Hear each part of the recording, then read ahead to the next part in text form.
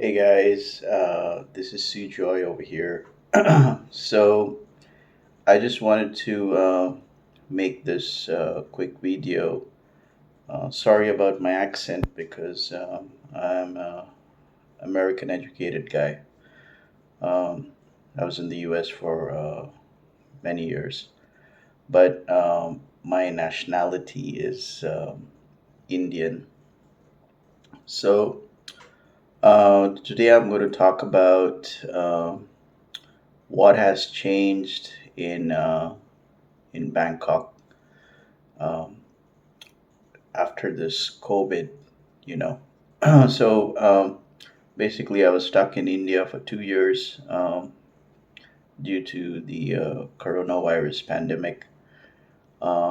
Before that, I was teaching English for 5 years in Vietnam in Ho Chi Minh City, um, and you know, so. So I was in India for 2 years, and then when things opened up, I said that okay, let's go to Bangkok, Thailand, because I've been to Bangkok before, like 6, 7 times, just for travel, short travel. So I wanted to see this time, what exactly has changed. The mindset of the Thai people. Because anyways, coming to Bangkok, it's been a month now, and I'm going to be here for another 1 month here in Bangkok. Sorry, I had some dinner. Um, and then I will be pushing off to Vietnam, Saigon. My wife and my daughter, they're Vietnamese. So, I just wanted to understand, like, what has changed in Thailand, in Bangkok especially. I mean, have people become more friendlier?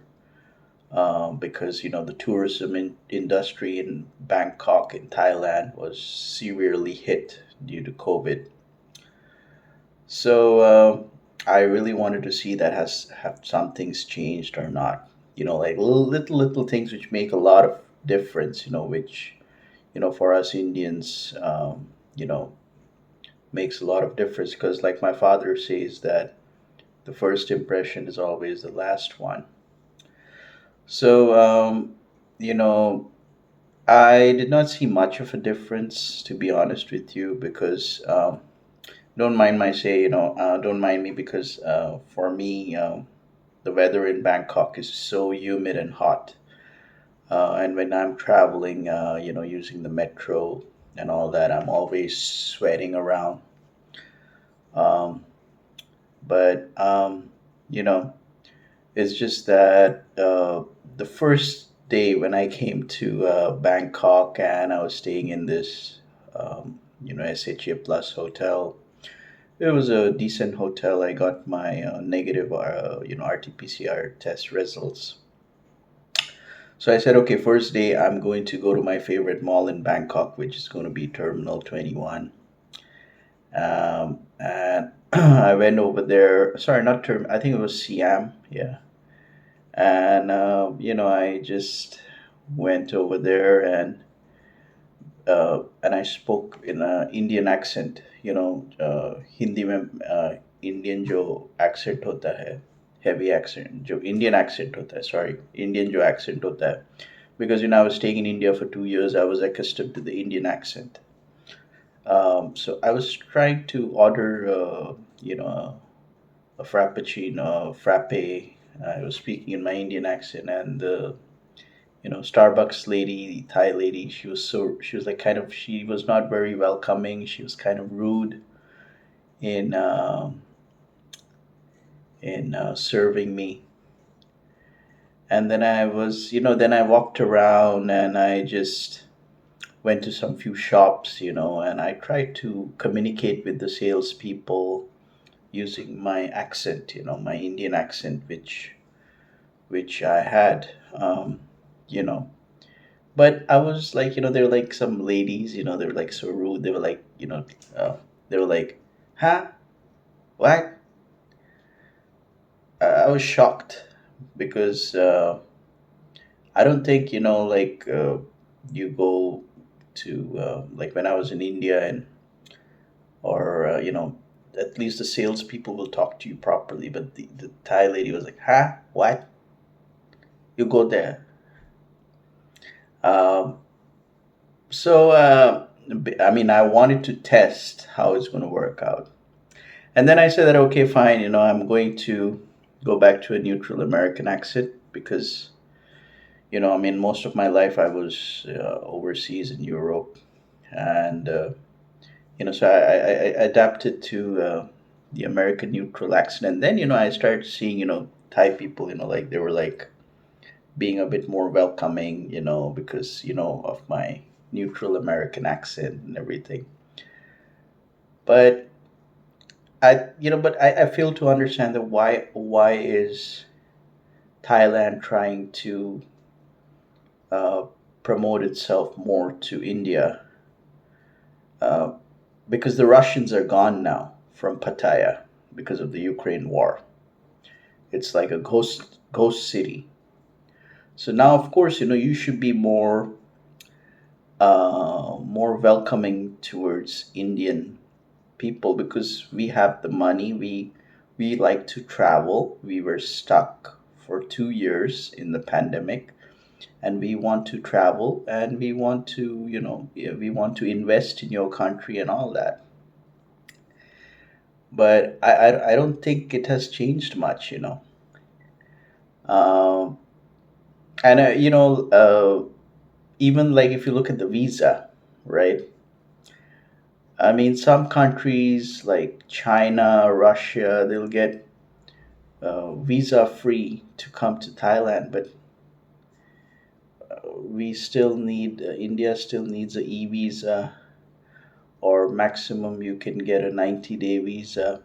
And trust me, I came on a 90-day visa over here, and I wanted to see, if I can extend my visa, convert it into a 1 year or something. But I contacted a lot of these visa agents here in Thailand, reputed ones. They always say, "Oh, you have a Indian passport, and you need to have like a shitloads of money in your account or something." Then how I fail to understand, then how is Thailand going to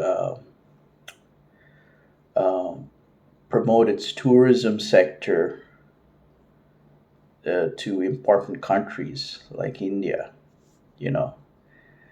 So that was a bit, so that needs to be worked on by the Thai immigration. Because wouldn't it be nice that, you give us a 1 year visa, multiple entry, we come, we enjoy your country, but and it's not that we don't have the money, we have the money.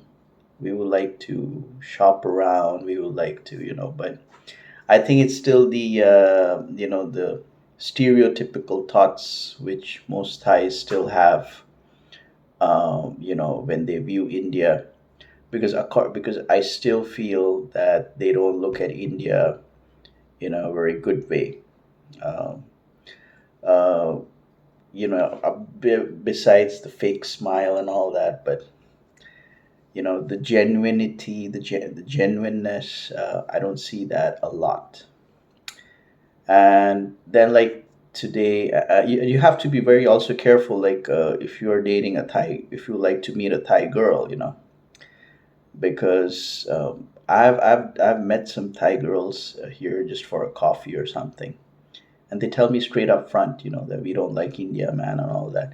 They tell me because my background is different and all that. You're an exception. So I think the mindset is still that, you know. And like today, I mean, I'm not pissed about today, but today, I was supposed to meet one Thai lady at a pub called as the Hillary Pub at Sukhumvit. So I went there, and I was on time, and then she didn't show up. She was like, "Oh, I overslept. Oh, I can't make it," or whatever it is. So you have to be careful because like what are the big Thai dating sites like Thai friendly, Tinder. So and of course I present myself quite genuinely, and I like to keep myself very hygienic. So that was like a big turn. That was a big turn off. That So you have to be careful because if you want to meet a genuine Thai person, if you really want to have a serious relationship with a Thai lady, you got to be very careful when you are in these dating websites, and make sure that you don't go so far to meet her or whatever, that you come to a neutral place where you can meet up for a coffee, or I'm not saying that she should come to your home or something first day. That's not right. So uh, that's the thing, because still most Thai girls, they look at Indian men like we are dirty, we are smelly. That is absolutely pathetic. It's not true, because when I was in India for 2 years, I've been to a lot of shopping malls and Starbucks and all that. I've seen a lot of many Indians. They're very well off. They keep themselves very hygienic, very So I think maybe Thai people don't know about that yet. I don't know. And like when you're taking the metro, you know, when you're sitting, like I'm not a black person. I have a kind of a fairish skin, but I'm still tan. That's all right.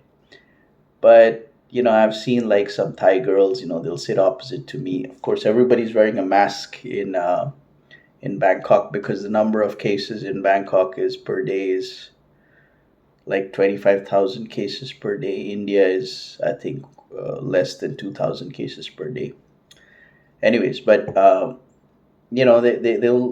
just look at you, and then they will just cover their face or something, as they don't like to sit opposite to you, or they're disgusted with you. So I face these kind of things. And mind you, like when I'm going and when I'm walking around in Bangkok, I wear a good shirt, I wear a Levi shirt, or I wear a Giordano or whatever, but they don't care, not many.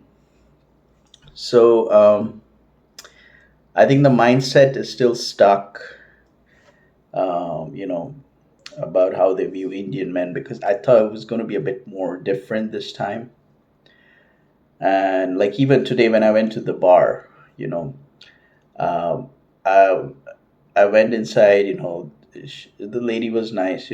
These young girls. I just got one beer, one Budweiser was drinking around. But then like they were there, and I had like 7,000 Thai baht in my wallet, because like I said, I mean, I have more in my account, but I'm not poor, right? But they will look at you. They'll feel like, this guy, when is he going to leave the bar?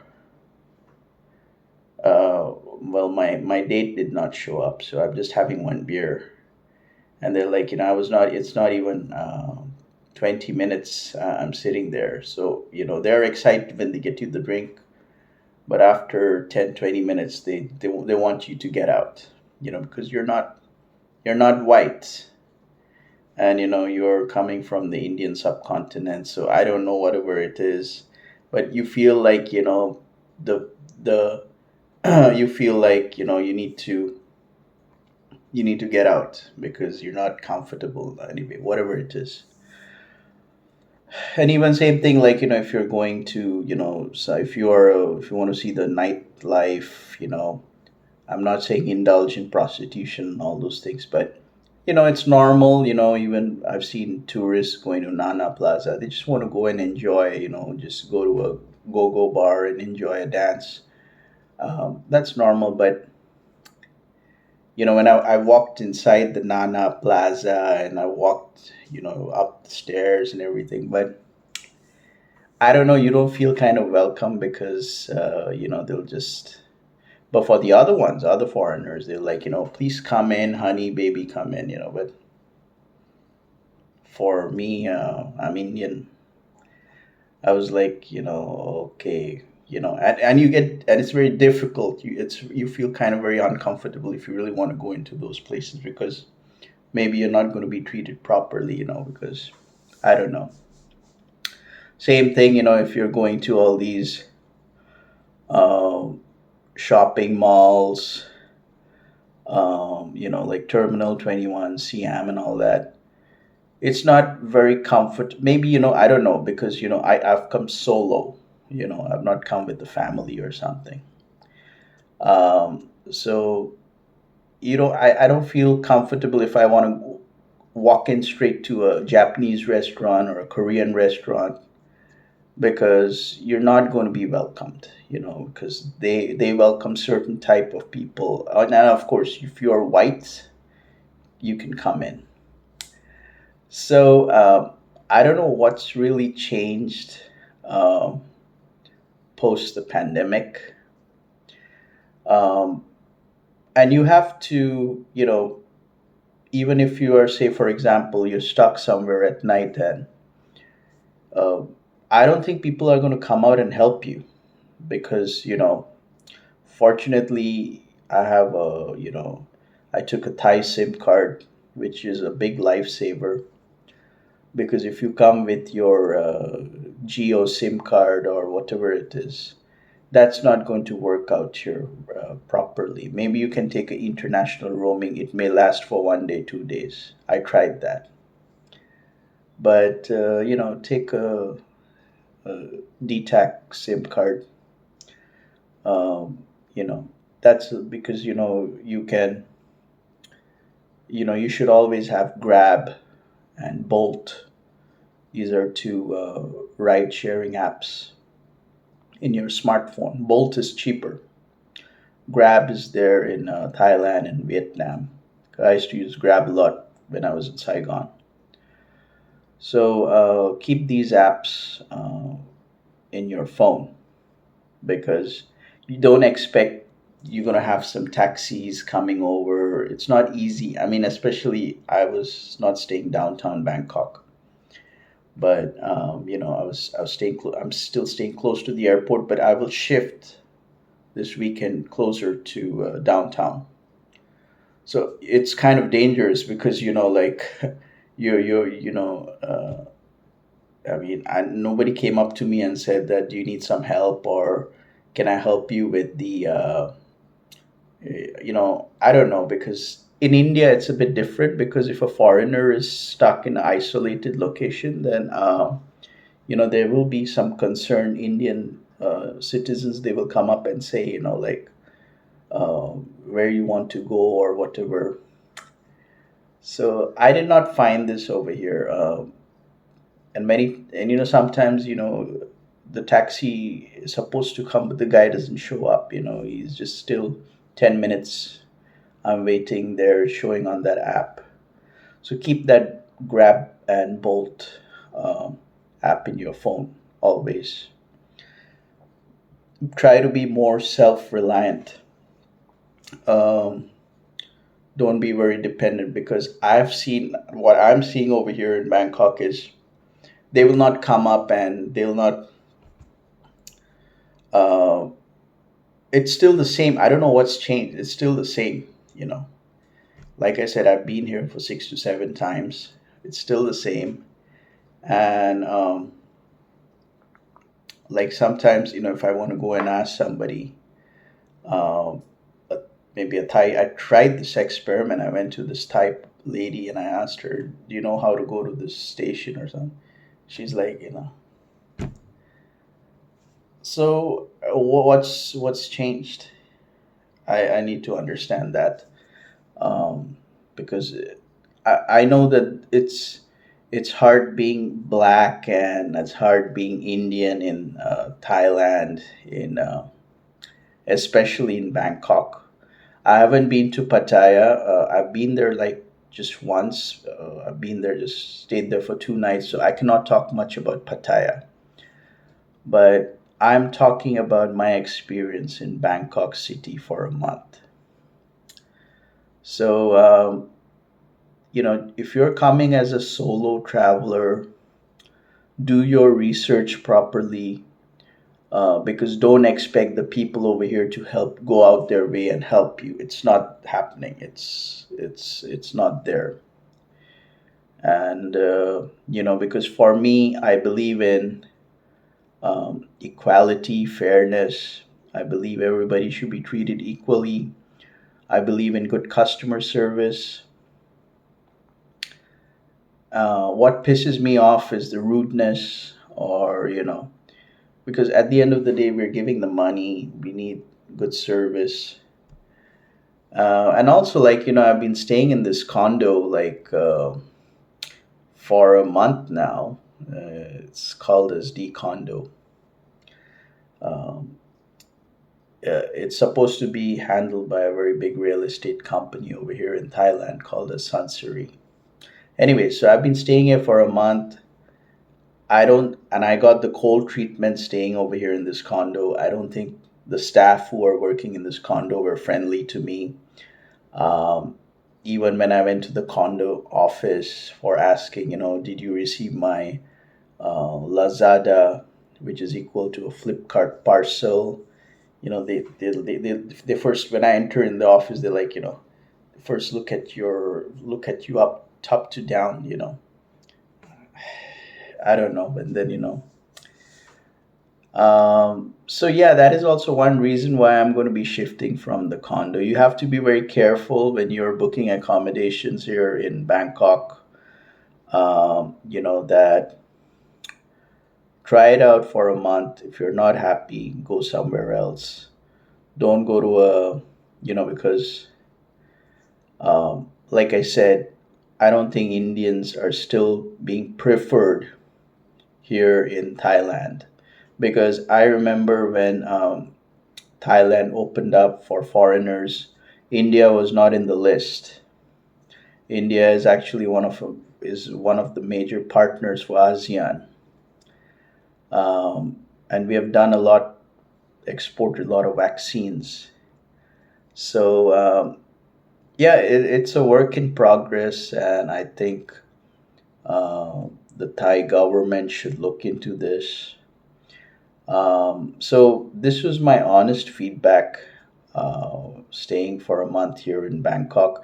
Now I know there will be some Indians who will disagree with me, or whatever, but this is my honest feedback, and I'm not making cooking things up.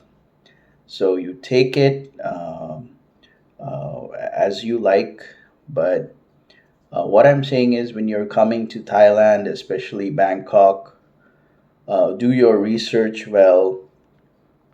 Install those apps in your phone. um, get acquainted where you're going to be, and try to stay downtown city. Don't stay close to the airport or somewhere far. Try to stay close to a metro line downtown city, because that will be more convenient. So I'm talking especially for solo travelers. And don't have an altercation with any Thai person over here, because the law is not with you. If if you pick up an argument with a Thai person, they would love to put an India person to jail. So try to keep a low key profile, and try to, sometimes you may not like things, you may feel like, okay, that is discrimination, that is not right. Don't try to argue. Just keep your head down, especially for those, if you're coming for a short trip. Keep your head down, enjoy, do whatever you want, but just don't try to have an altercation, or don't try to have an altercation with your hotel receptionist or whatever it is. Be very careful. This is Thailand. This is Bangkok. So so this is my honest experience. I'm going to end the video right now, and I hope this video was useful. Thank you so much. Namaste. Jai Hind.